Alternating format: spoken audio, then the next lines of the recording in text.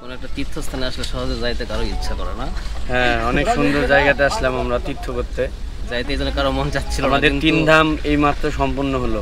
আসলেই সময়ের অভাবে এখন আমাদের যাইতে হচ্ছে খুব তাড়াতাড়ি। আর সবচেয়ে বড় বিষয় হচ্ছে যে আমাদের ওয়েদারের কারণে অনেক রকম সমস্যার মধ্যে ফেস করতে হয়েছে। সবচেয়ে বড় প্রবলেম বৃষ্টির কারণে আসলে আমাদের অনেক কিছুই টাইম মতো হচ্ছে না। এখন ওই আপনাদের যাবো শ্রীমঙ্গল, এখন শ্রীমঙ্গলের উদ্দেশ্যে রওনা হবো।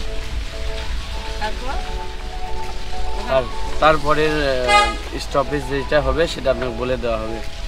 মানে এখন আমরা সবাই টাইমের উপর ডিপেন্ড করবে সব কিছু। রান্না ওইখানেই হবে, শ্রীমঙ্গলে থেকে ঘুরে আর একটা কোথায় জানি রান্না করার জায়গা আছে ওখানে হবে। আসলে বৃষ্টি হওয়ার কারণে আবহাওয়াটা অনেক সুন্দর আছে, গরম নাই। কিছুক্ষণ আগে আমরা গাড়িতে ওঠার আগে যেরকম গরম ছিল সেই গরমের তীব্রতা একটু বৃষ্টির কারণে কমে গেছে। সুন্দর। এই গাড়ি টান দাও না কে গাধারা। আমরা যে এখানে আসছিলাম শ্রী মহাপ্রভুর যে শ্রীহট্টতে, তো এটার মূল কাহিনীটা কি ছিল বলেন? এখানে মূল কাহিনী, এখানে জগন্নাথ মিশ্র মহাপ্রভুর পিতা, তার হচ্ছে পৈতৃক ভূমি, জন্মভূমি। এখান থেকে মহাপ্রভুর বাবা জগন্নাথ মিশ্র লেখাপড়ার জন্য নদিয়া গেছিল। ওখানে যা পড়াশোনা করতে যা শশী মাতার সঙ্গে তার বিয়ে হয়। বিয়ে হওয়ার পর মহাপ্রভু ওখানে ভূমিষ্ঠ হওয়ার পর মহাপ্রভুর যে ঠাকুরমা বেঁচে ছিল, সেও মহাপ্রভুর মা শশী মাতা বলেছিল যে নিমাই, যে তখন নিমাই নিম গাছের নিচে জন্ম হয়েছিল, নিমাইয়ের নাম রাখিছিল।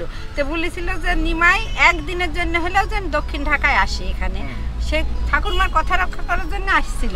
আসার পর তখন ঠাকুরমা প্রশ্ন করলো, তুমি তো গৌর রূপে আসিছো, সুন্দর, তুমি যে কৃষ্ণ গৌর রূপে আবার অবতার হলে, তাহলে আমি কিভাবে বুঝবো?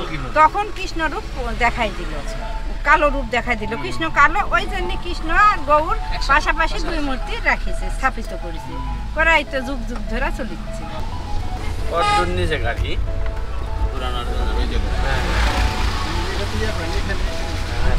হ্যাঁ থামাবো। ওকে গাইস, আমরা এখন বাসে উঠবো, চলেন আমরা শ্রীমঙ্গলের উদ্দেশ্যে রওনা দিচ্ছি। কি হয় পরে জানাবো। Bye bye.